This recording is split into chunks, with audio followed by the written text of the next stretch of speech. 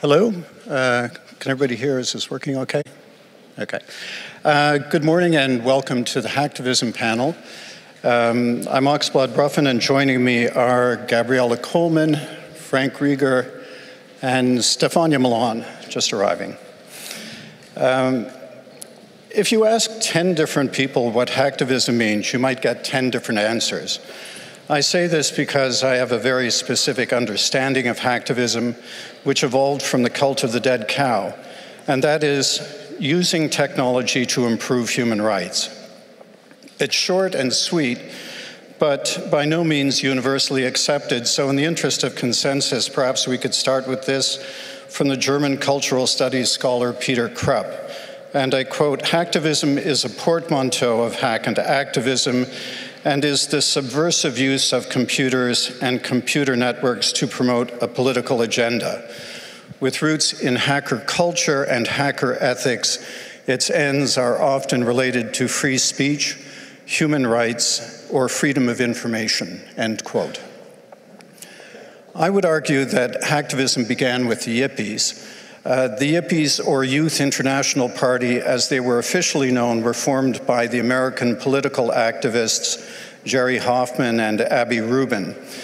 These characters turned politics and anti-corporatism into theater, and casting a wise eye to the ways in which hacking could disrupt the system, Abby Hoffman and the technical expert Al Bell started the pioneer magazine, the Youth International Party line, in 1971. Later, the name was changed to TAP, T-A-P, for Technological Assistance Program. The magazine included details on how to make free telephone calls, build telephone hacking devices, and encouraged pranking. I take particular pleasure in bringing attention to TAP because two members of the cult of the dead cow were prominent in the TAP movement. Lord Digital, who founded Mindvox, the first ISP in New York, and the Night Stalker, a former CIA contractor in Vietnam who returned from that experience, thoroughly radicalized, and was one of my earliest mentors in hacktivism. At the same time, it's important to acknowledge other salient factors because hacktivism didn't just emerge from technology and the internet. It was a blend of the machine with disparate social factors. The Berkeley free speech movement, second wave feminism, civil rights, the anti-nuke movement, post-colonialism, punk, and for lack of a better phrase, just fucking things up. Here many of us think of hacktivism as the stuff that Anonymous does, DDoSing or defacing websites, and occasionally stealing data and publishing it on Pastebin. There are other hacktivist acts, whistleblowing, which in the cases of Chelsea Manning and Edward Snowden means unauthorized disclosure of classified documents and receipt and publication of that information by actors like Wikileaks, Laura Poitras, and Glenn Greenwald. And if you can believe the press, there are other kinds of hacktivists. They wear masks and make videos, but they preach radical Islam and they're called ISIS or Daesh. There's also the Syrian Electronic Army, who have raised Twitter hacking to an art form, and assorted other groups. Military analysts would call what these groups are doing net war, a form of low-intensity conflict and crime waged by networked non-state actors. Typical examples include terrorists and organized crime syndicates. But for the purpose of our discussion today, and also because we only have an hour, we'll focus more on those flavors of hacktivism that don't also include bloody violence in their toolkits. This then leads me to the question, can we associate ethics with hacktivism? By Peter Krupp's definition, the answer would be yes, because hacktivism is associated with hacker ethics. But Dr. Krupp conveniently avoids elaborating exactly what hacker ethics are. So part of our job here today will be to help clarify that notion. And with that, I should like to invite our panelists to share their opening remarks. Biella, would you like to start? Hi, everyone, and thanks, Oxblood, for that awesome introduction. I'm going to tell you a little bit about how I got to this topic, because I think that will be a good way to open with my opening provocation. So I'm a cultural anthropologist, and I was a very, very traditional cultural anthropologist. I worked in Guyana, South America, on religious healing. But I was interested in the questions of patents and intellectual property. And then one day, one of my hacker friends, although I didn't know he was a hacker, I just thought he was a programmer, but he was a hacker, pulls me aside and says, you know what?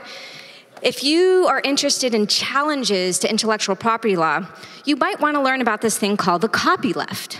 I was like, copyleft. You know, the license that free software hackers invented in the 1980s to challenge copyrights and patents in software.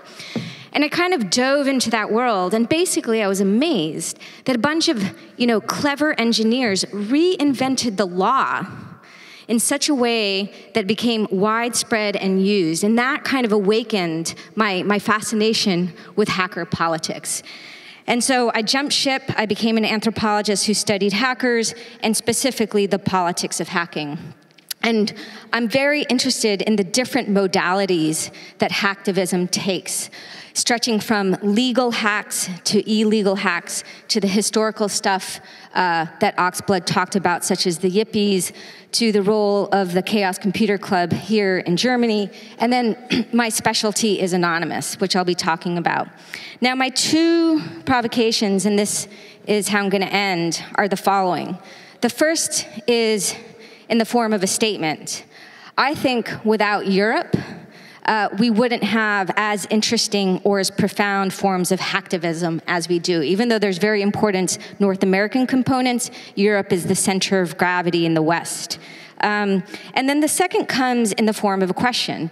Although hacker politics have long existed since the Yippies, or dramatic acts of civil disobedience with Phil Zimmerman, for example, who released PGP, we've seen a true explosion of hacktivism and hacker politics in the last 5 years, stretching from Wikileaks to Anonymous to everything in between. And the question is why? These are a group of people who are socially and economically privileged, who are taking on enormous risk, and you don't see that same trend with other groups such as doctors and lawyers who are privileged. So that's maybe something I'd like to talk about. So with that, I'll pass it over to Frank. Yeah, thanks for the introduction, Oxblood. The CCC has always been basically something of hacktivism before the term was coined even.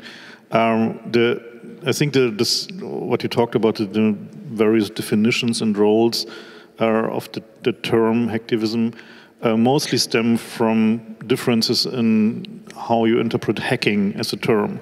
And we as a CCC more or less stick to the old school MIT way of saying, okay, hacking is understanding technology and making it your own, taking the system apart so that you know how it works and then making what you want to do with it. So we are not so much about breaking into websites, and especially not about DDoSing. But this is basically what your society's and your culture's definition of hacking is, drives also what your society's understanding of the term hacktivism is.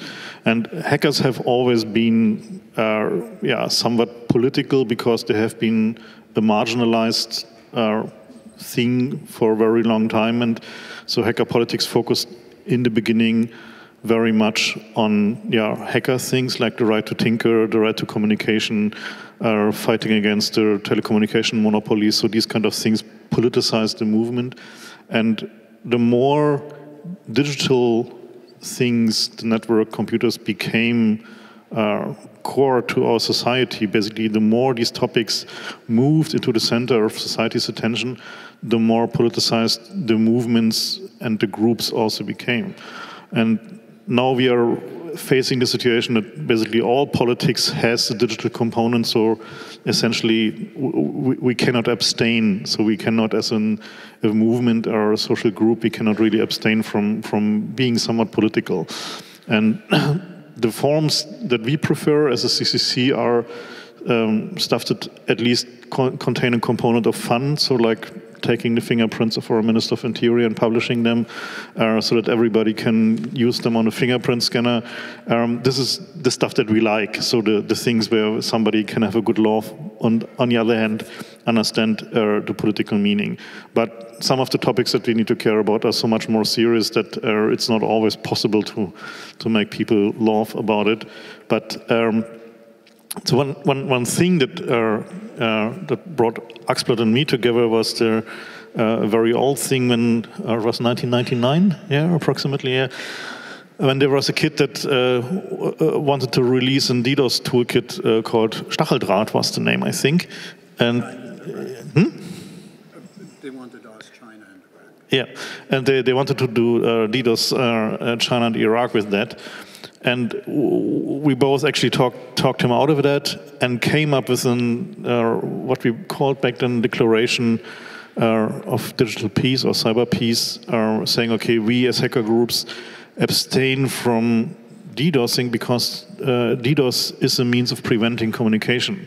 And the right to communication and basically freedom of communication for everyone is something that's very dear to us. So using these tools of preventing communication is something that we don't want to do. And we ask others to think about if that's the right way of achieving a political means.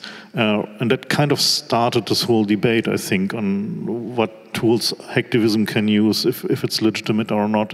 And so we're not condemning people, we're just saying, okay, this is something that we don't really like. And yeah, that is I think more or less the start of that whole debate in the wider international sphere. Hello, everyone. Sorry for coming late. The reason why I just joined is that, well, my name is Stefania, and I'm coming directly from Mongolia, where I was attending a very strange conference called the Freedom Online Coalition Conference, which is the 5th of this kind. And the Freedom Online Coalition is an intergovernmental coalition of 26 countries, if I remember correctly. It's a little ironical that amongst those countries you have the USA, the United Kingdom, but also France, that just passed a very interesting law on surveillance. But the purpose of this coalition is to defend freedom online. Even more ironical, it was launched by Hillary Clinton, and it is supported by that type of people, let's say. Why was I there? Because we're trying with some other civil society actors, multi-stakeholder governance, it is called. So everyone has a voice, all the stakeholders, those who have an interest in the topic. We are trying to develop some guidelines on a rights-informed approach to cybersecurity. So the idea behind that is that, well, there's a lot of decisions that are being taken, above our head. They are very non-transparent. They tell us it's national security. Well, when there is a chance to have a look at what they do and have a say, we are trying to hijack the process, do some sort of policy hacking, and pass some ideas that government might eventually like as well. I'm not sure where this is going to go.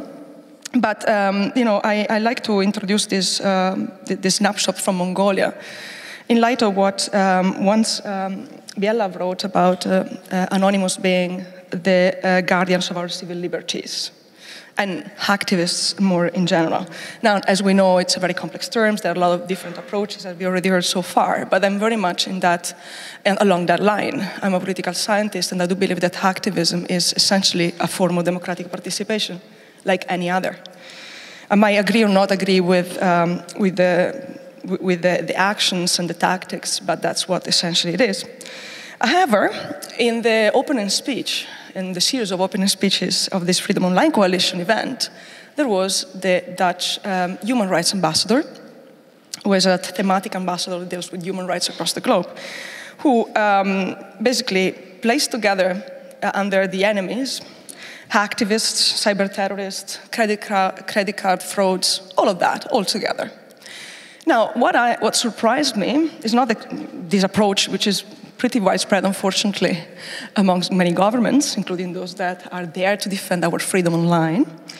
But, well, these are the same people who are trying now to pass a piece of legislation, to adopt a piece of legislation on ethical hacking. Why? Well, because it is a hype, because they realize that to protect their borders, they also need hackers, and they might not have in government already the people that they need. So I actually, in a separate meeting, I questioned the guy. By the way, I don't think this is public information, this ethical hacking piece of legislation that they're trying to pass, so don't quote me on that. But for sure they're working on it. And they couldn't really articulate what was the idea behind, on the one hand, putting hacktivists in jail, in a way, if they could, if they have the chance, certainly put them in that bucket, but at the same time trying to co-opt them. So my question, I guess, for this panel would be, revolves around the idea of hacker ethics. Where is the ethics? How do we define it? Within the activist sphere, but also outside of it? And how do we resist the temptation of joining the enemy? And, how do we resist the hype? How do we deal with that? How do we also deal with the fact that amongst our people, there might be someone who is actually already working for the enemy? And we all know that, right? So, the issue of hacker ethics is a particularly important thing these days in light of what is happening also in the cybersecurity sphere. It's something that we really have to take seriously. And I would like also to know what Frank thinks, for example, given the story of the CCC and how, for example, they have interfaced with the government in different ways. Good. I'd like to pick up on something that Frank mentioned, this declaration of war that was made by a group called Legion of Underground in 1999. And it's when a coalition of hacker groups from North America and Europe got together. So the original hacker groups involved in that, or security groups, would have been 2600 Chaos Computer Club, Cult of the Dead Cow, Hispahack, Loft Heavy Industries, FRAC, and Poolhouse. I had actually gone back and looked at the document and read it quite carefully, and one thing jumped out at me, and this is a quote from the original release. It says, governments, and this is, like the statement that we jointly made, governments worldwide are seeking to establish cyberspace as a new battleground for their artificial conflicts. The Legion of Underground has inadvertently legitimized this alarmist propaganda with its dramatic announcement. They declared cyber war on China and Iraq in their announcement.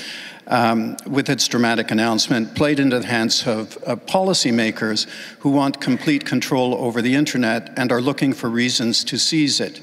If hackers solicit recognition as paramilitary factions, then hacking in general will be seen as an act of war. Ergo, hackers will be viewed as legitimate targets of warring states. Do you think that was a prescient comment? Or do you think even anything has changed in the last 16 years? I think we were relatively precise in predicting what will happen in that. And I think that back then we managed to delay that for a couple of years because the hacker groups that were out there listened actually, and there was a lot of debate on that statement, and there was a lot of thinking about what means of action are justified, what are the ways of interacting with the politics sphere, or how to use the technical means and that we have and the talent in the political sphere. And so I think back then that was a very precise description of the dangers ahead as we see today, because this is basically what we described as what we have today. And there's one thing that's probably important to know, that before that we came to that point, the CCC also toyed with that denial service thing as a means of political action. It was back then when there was a lot of political protest about the French nuclear tests in Mururoa. And back then, the CCC was also involved in campaigns to basically deny service the French telephone network, which, because there was not much internet, was basically the thing to do then. And we learned a lot from that, and we decided not to do that again. Going back to first principles, meaning communication is a human right, we don't have to stop that.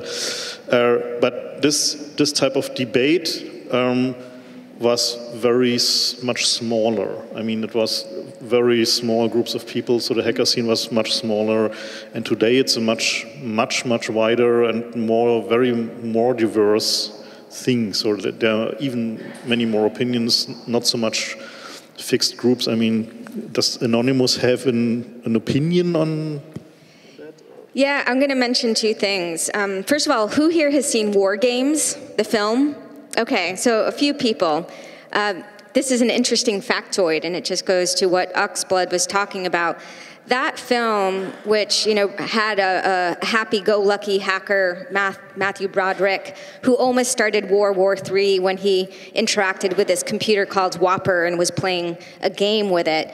That actually helped instigate the Computer Fraud and Abuse Act in the United States after lawmakers had seen that. And so it's very interesting how a form of popular culture back in the 1980s, combined with kind of rhetorics of cyber war, helped create the law in the United States that helps entrap kind of hackers. So I just wanted to mention that. Now, in terms, I think Frank is totally right. I mean, back in the 90s and 80s, the hacker scene was really small, and you could kind of reach consensus to some degree over hacktivism and tactics. But today, I mean, you have so many different kind of groups and entities that, if anything, the field of hacktivism is defined by its diversity. And even Anonymous has a very famous statement called "Anonymous is not unanimous," right? And some people within Anonymous don't even like DDoS, and others embrace it. But there was one moment, actually, where I think they really decided on the legitimacy of DDoS, and it was in the fall of the fall of 2010. Anonymous was DDoSing the Copyright Industry Association web pages, from the Motion Picture Association to others in the UK. And the Pirate Party, which we can consider as contributing to hacktivism through traditional means, begged Anonymous to stop. Would you stop DDoSing? Please stop DDoSing, stop. And then actually a secret little channel in Anonymous decided to stop. They decided to stop, and then they announced to the public chat channel that they were going to stop. Well, the hundreds of people in that public channel were like, fuck you guys. No, we're DDoSing. This is our tactic. And then they kind of engaged in this conversation, and Anonymous released a very sophisticated statement about why they considered DDoS as a form of civil disobedience. Now, this doesn't mean we need to agree with it. I'm just pointing to the fact that actually they have thought through the issue based on their own debates within Anonymous. So you don't have simply debates between hacker groups, you even have them within hacker groups as well. Yeah, I can attest to that. I mean, the CCC is famous for its internal debates. We are quite intense on that. So the interesting thing for me is that when the term hacktivism is being lumped in with, as you described, with criminal activities and basically seen as something that borders on terrorism, so which I also have heard from government officials, then what they actually try to do is to prevent hacktivism being a legitimate form of political protest. And the question how this can evolve, so what means of non-traditional protest or show of political force can be done, and what are accepted in society, what are not accepted in society, is a process. So it's not something that we can decide now or where we can predict how this will end. So it is could very well be that, let's say, just an example, so not nailing it down, saying denial of service is okay as long as it only affects one website, or but it is not okay if it affects whole countries or something like that. So that maybe something like a consensus moving out that borders on it's okay to, I don't know, have a strike at one factory but not at the whole Deutsche Bahn or something like that. So the thing that we are looking now at is basically it's part of the process of our society becoming digital and learning how to work with the tools that we have gotten, so and learn how to, on a much wider scale, how to work with that. And so what we do as hackers is certainly still something a little bit more privileged, but the more technological education gets forward, the more people learn about systems, the more people learn how to hack, which we actively encourage, the more people also have these tools of civil disobedience in the digital sphere at their hands, and they will use it for their own means, which I think is perfectly okay. I'd just like to maybe follow up on this. That I think Frank and I are more or less on the same side, like DOSing is bad and blah, blah, blah. But I'm interested in the arguments that favor it. And more recently, they've been creeping up, and I'm kind of familiar with some of them, but either Stefania or...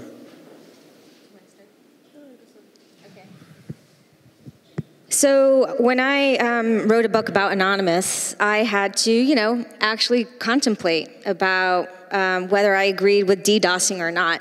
And someone who had been involved in Anonymous as a hacker, he'd been part of the old school scene in the early 1990s and had jumped into Anonymous. He was one of the old guys, probably at the age of 30 or something.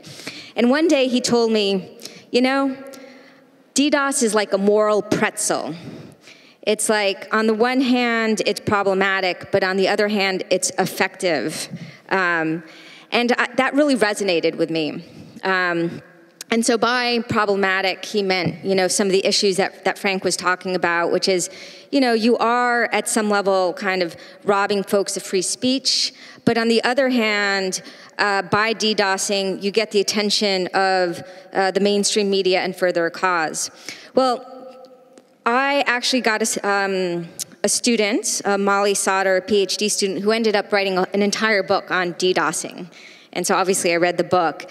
And I think she makes a really compelling case that if you take a kind of contextual view of free speech, it's not that every actor in society has equal access to free speech. And so then when you put that in perspective, some of the DDoSing that Anonymous does, for example, against PayPal, MasterCard, and Visa, you're not really taking away their ability to speak when you DDoS them. You know why? Because they're incredibly rich corporations who can go right to the New York Times, talk to the New York Times. They could sue the heck and arrest folks because of the DDoSing.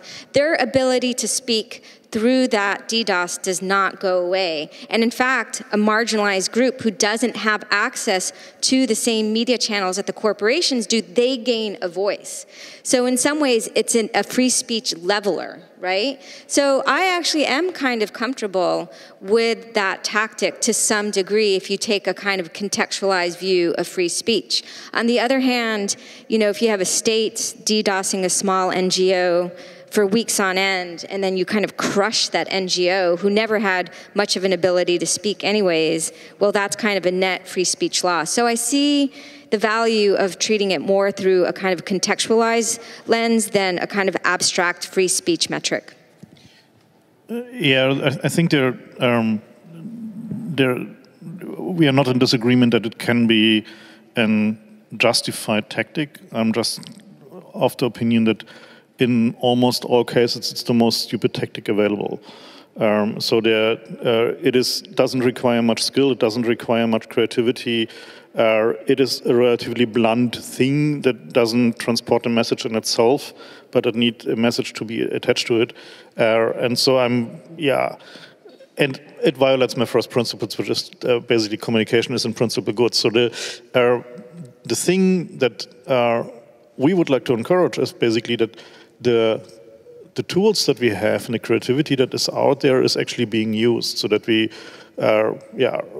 not try to stick to the same old tactics again, because if you look at the effectivity of DDoS just from non-moral perspective, just effectivity, it's not very effective anymore. So you need to be very, very large scale to be actually getting into mainstream media. So if you're just DDoSing one company or another, it is basically just a blip on the news, and you're not getting even your message across. Which is why, actually, after the fall of 2010 and early 2011, Anonymous kind of stopped DDoSing and then started doing a lot of hacking. Yeah. Do you have a comment? Yeah, I just would like to add a comment that somehow intersects what you're talking about, which is the issue of visibility of tactics and how do actions intersect mainstream media. And what's the value of that? And the fact that, well, for example, where the critical art ensemble started envisioning these tactics, so we're supposed to be tactical media, so small things not practiced by the mass that would intervene ad hoc in certain situations. And also, as an activist myself, I would never have sought visibility, because visibility would have meant bringing my tactics under the spotlight, which meant then also exposing myself and other people to probably repression, for example. And we see now that actually, especially with Anonymous, that issue of visibility and getting attention and operating more or less in tandem with mainstream media is actually the mainstream in a way. So I wonder whether you have different tactics for different times, or whether it is a phase that is bound to somehow, vanish in a way when mainstream media are going to be sick of it, and it's not going to be news anymore, in the same way in which social media revolutions are not going to be news anymore. So, I don't know, I would like to know what other people think of the visibility and mainstream media. I think you can always get their attention if your action is relevant and funny enough.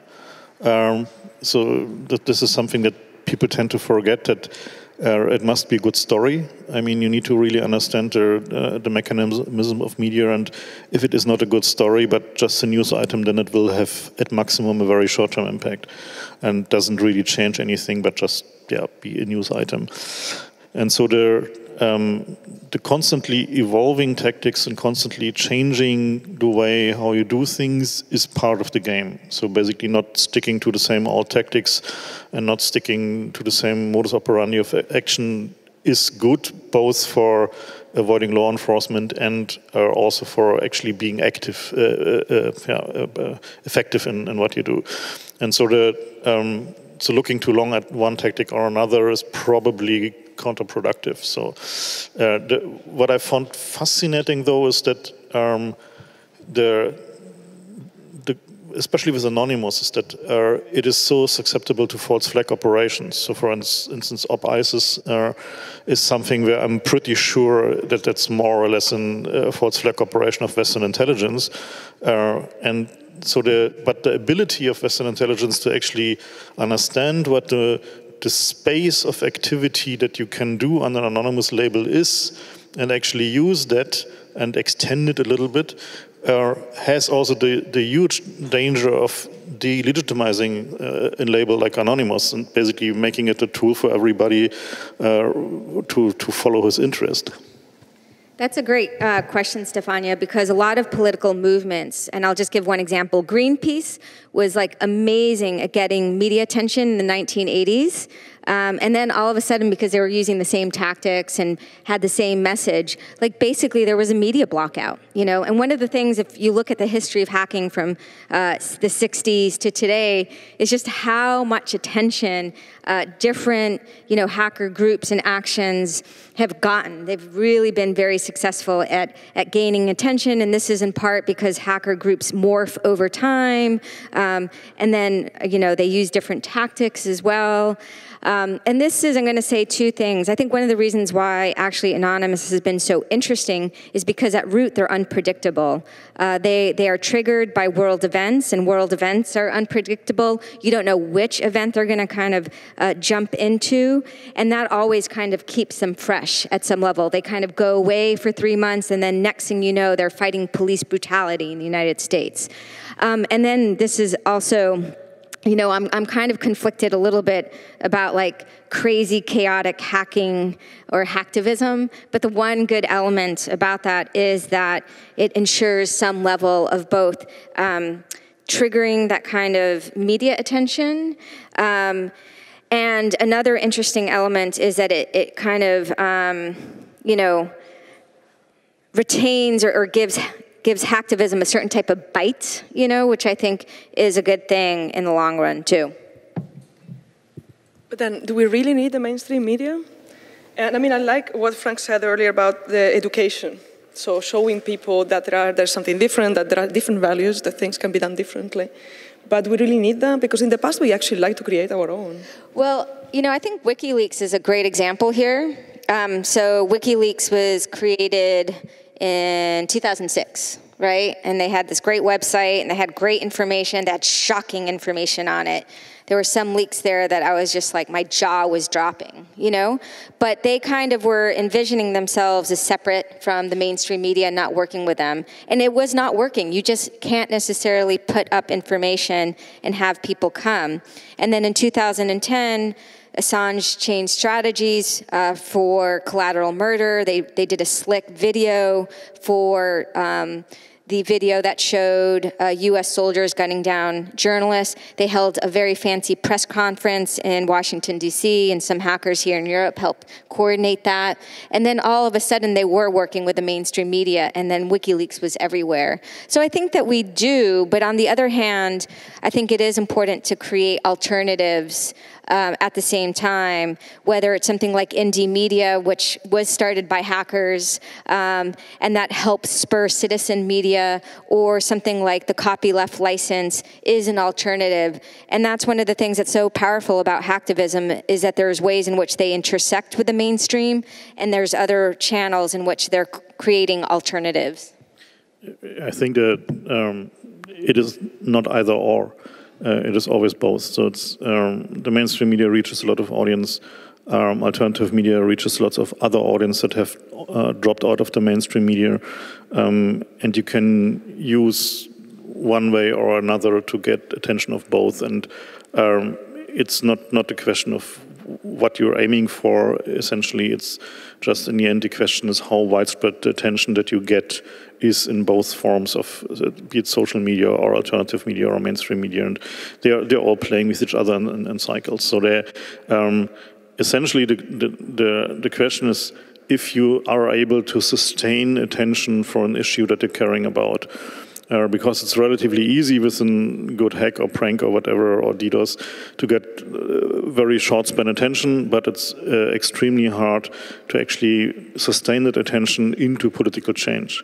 And that is, I think, the thing where hacktivism needs to evolve to, basically not just about getting attention and getting short-term messages out, but actually using these tools also to affect long-term political change, or at least attention, longer-term attention to issues, which is a very hard thing to do in today's media environment. So I have a question for anyone on the panel. But what is distinctive about hacker politics or hacktivism in comparison to other forms of more traditional leftist forms of activism? Is there something distinctive? I mean, as I said in the beginning, I have a very specific understanding of hacktivism. So for me, it's obviously the technology part, but the ethical framework, if you will, comes from the United Nations Declaration on Human Rights. So for me, hacktivism is all about human rights as it works through technology and across the digital and the internet.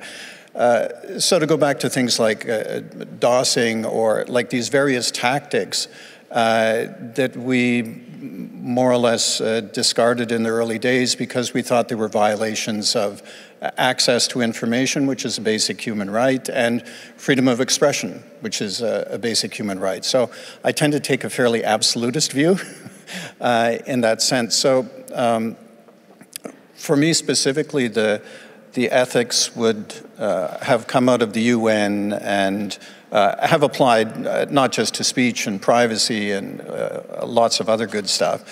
But this kind of, maybe as a sidewise segue, in many ways I'm a completely inappropriate person to be the moderator because I have a very distinct point of view and I don't really have a scholarly understanding of what hacktivism is from the beginning and to the end or as it continues and what the various motivations and actors are. So I was trying to do my due diligence and researched as much as I could about various groups.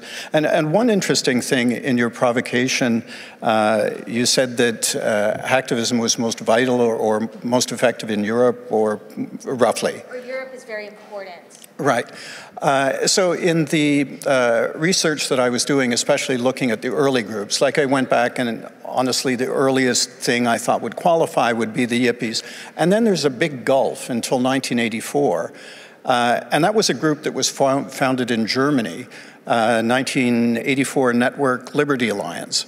And so they were the first people to really use technology and social action together in a much more sophisticated way.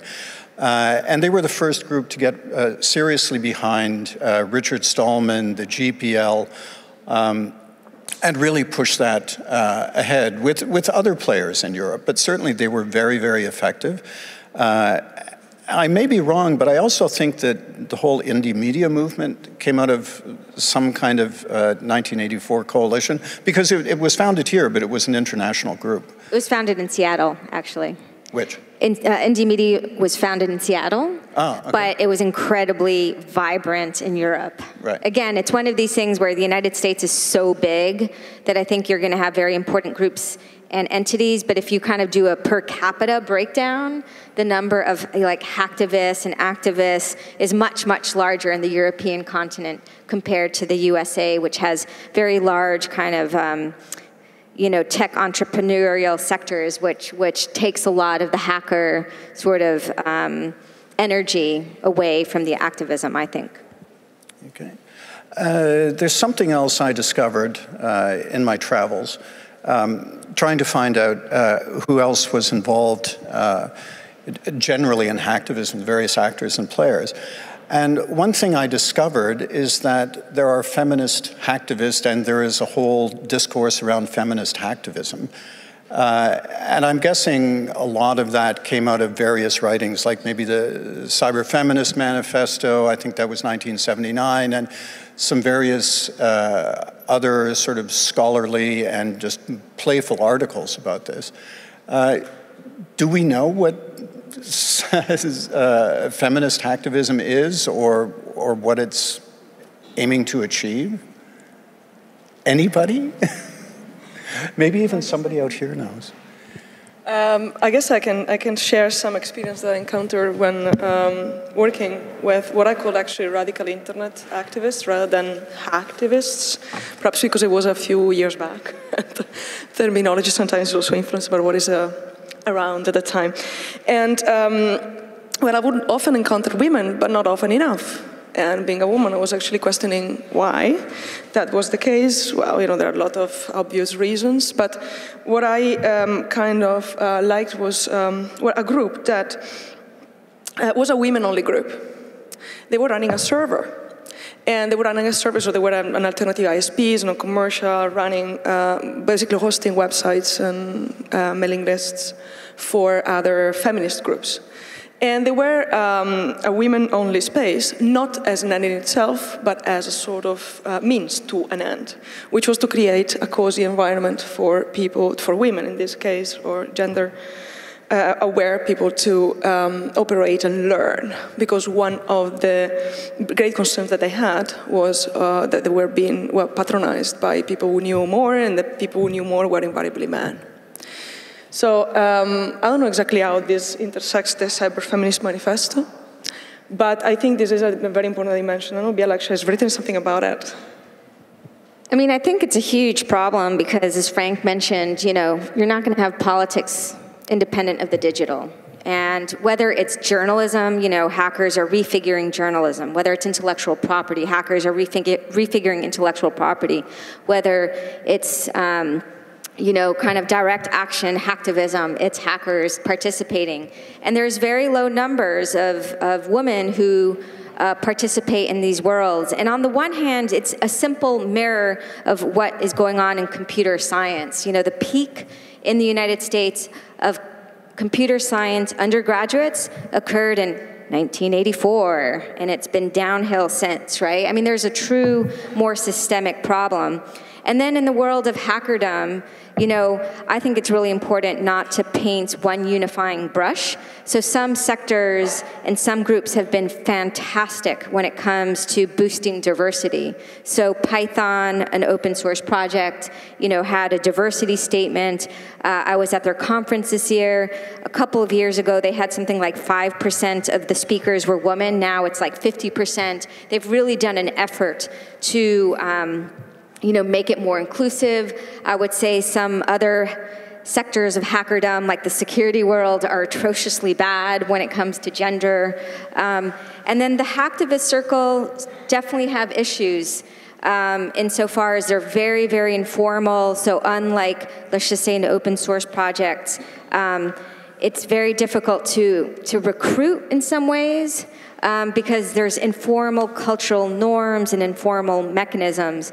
So in those cases, we just need to boost the number of female developers in society. I mean, that's a core requirement, and then also boost the issue so that people can, talk about it and engage in informal means of recruiting folks as well. But luckily, I don't know whether you have seen it, but there is, I think it's called the Nerdy Barbie or something, which has sunglasses, and glasses, sunglasses, and a little computer in her hand. Oh. So talking about the mainstream and how it intersects behavior and activism as well. Right, and there's really interesting things. There was just a study that showed that if a computer science class in college is tied to political or social issues, the number of women who enroll in the class is often over 50%, right? So we need to hack the education system as well and teach computer science in different ways to address this problem.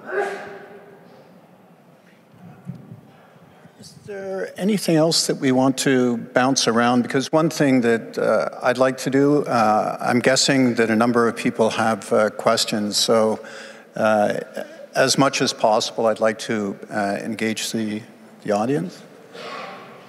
Sure. Okay. Over here's the first question.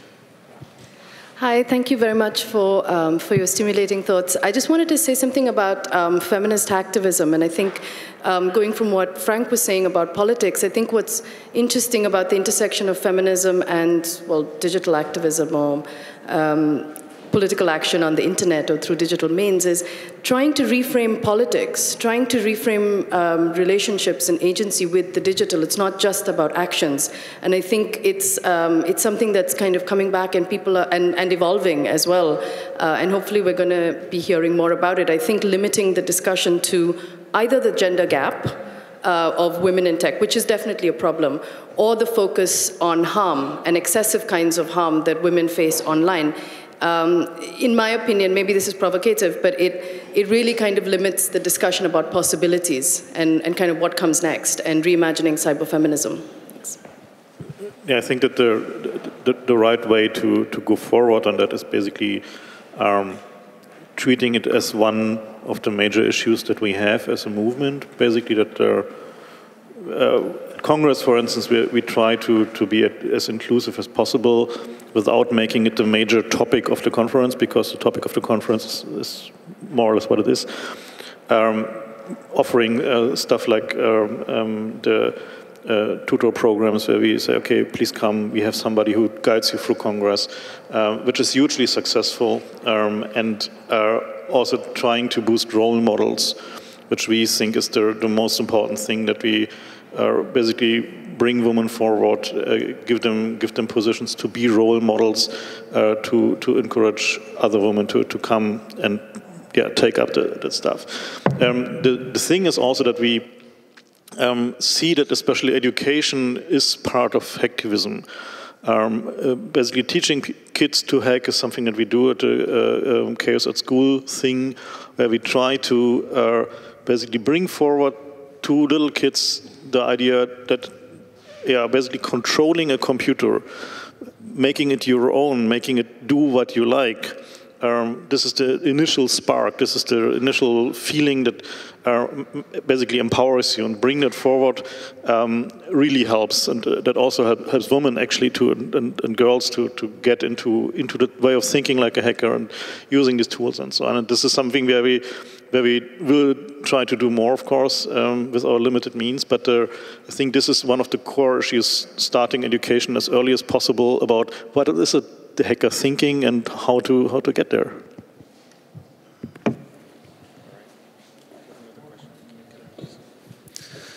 Hi. So I wanted to posit a question about future technologies and the potential for hacking them in a kind of hacktivist way. Specifically, robots, Internet of Things, virtual reality, and the kind of potentials that you can imagine there. it's going to be wild. I mean, what we're seeing so far is that the way technology can be used has by far not been fully explored. So as ways of circumventing restrictions, as ways of basically making people laugh about the state and its security paranoia, technology is still great. I mean, if you look at that we have seen last week, the first public instance, it was not the first instance, but the first public instance of a small drone being used as a graffiti spraying instrument that made headlines. That is just the beginning. So the more robots we have, the more fun we will have with them, that's for sure. The big problem I see there is that we need to be very aware that it needs to still be something where people understand this is not terrorism. So this is not digital violence, but this is something legitimate that furthers a cause, that carries a message, that has a very clear purpose, and that purpose is carried with the means.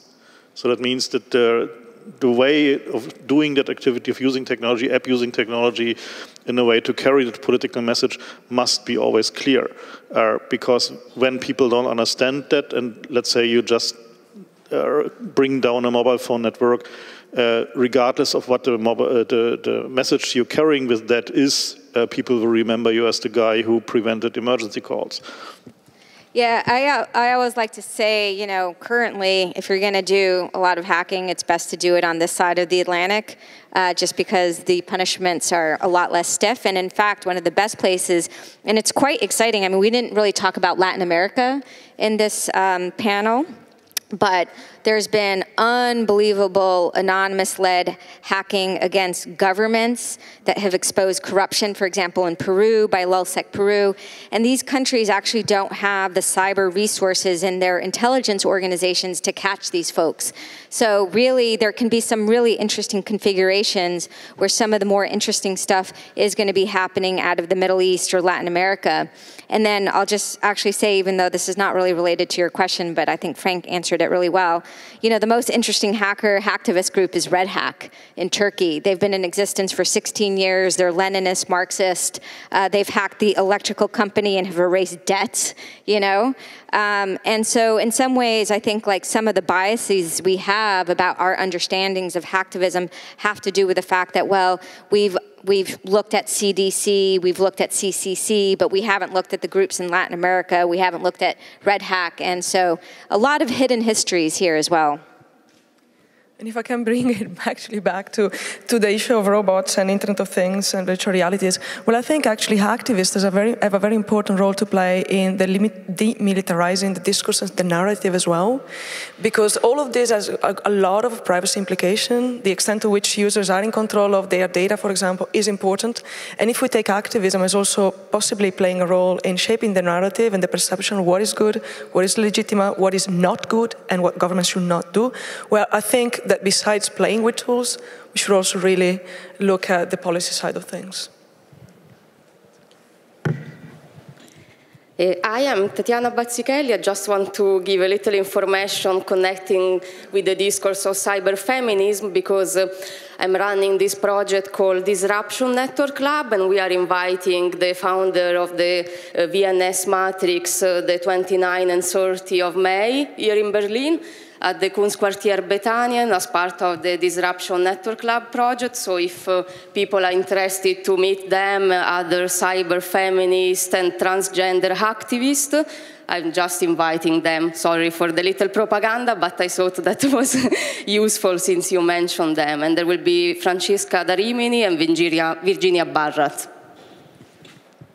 Thank you for that input. Any other questions from the audience? Get back to you, Oxblood.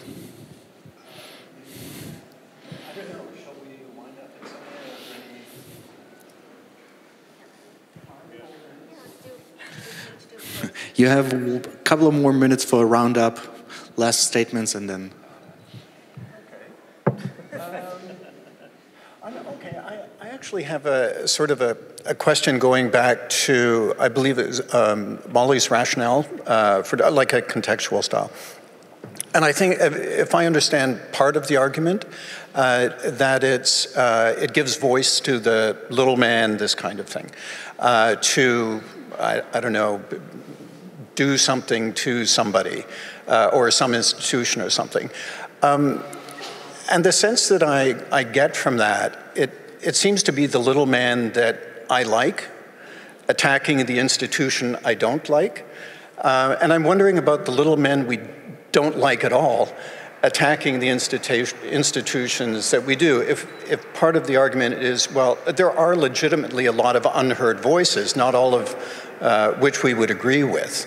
So this for me also is somewhat problematic, because let's say the little man is a disgruntled Tea Party member or something out there in that range, and they decide that they don't like the EFF or the ACLU, and so my voice is going to attack this horrible institution.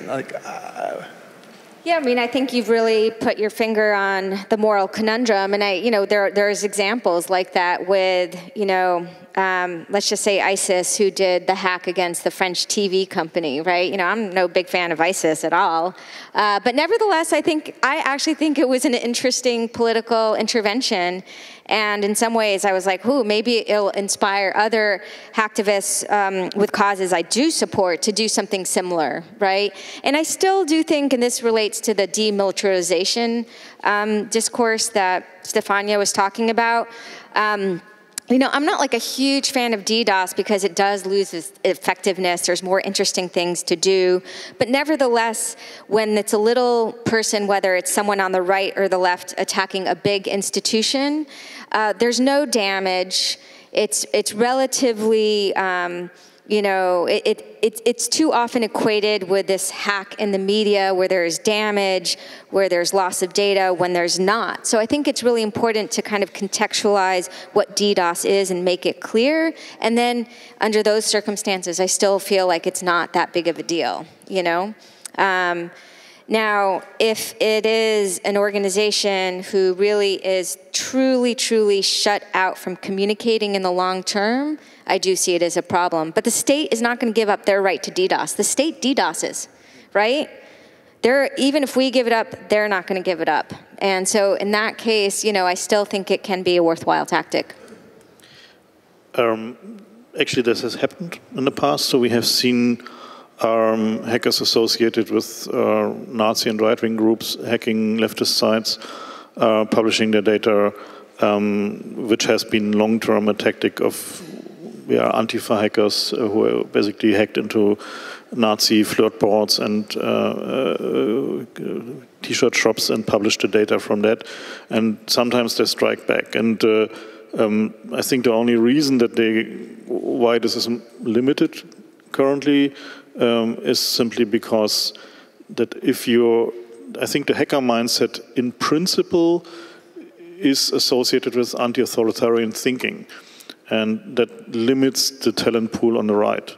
But this must not hold up, so that's not a natural law. It's just something that is currently the case, and could very well be that we actually see more of that, and that the hacktivism that is happening, as you have seen, for instance, with several DDoS attacks against, for instance, in UK, there was this one abortion clinic that was DDoSed, and so on. So this is actually happening. The tool is available to everybody, or the tools, and the question is just who wields them better. I mean, both technically and politically and propaganda-wise.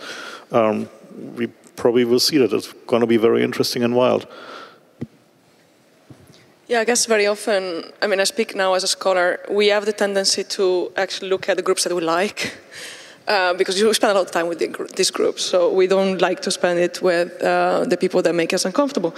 And so there is an overemphasis on the kind of good cases. And nonetheless, same with voting, we might argue that it's not actually that good that everyone has a vote, especially when we see the outcome of certain voting process in certain countries. But yeah, after all, this is what we call democracy, which is also not that perfect. So I do think that somehow there are different voices. We have also within the hacktivist community in itself. And it's not a perfect system, but it's better we have at the moment till we change it. Great. At this point, I'm going to say thank you, Oxblood, for moderating this great panel with Stefania, Gabriella, and Frank. I think it was very insightful, so a round of applause for you. Thank you very much.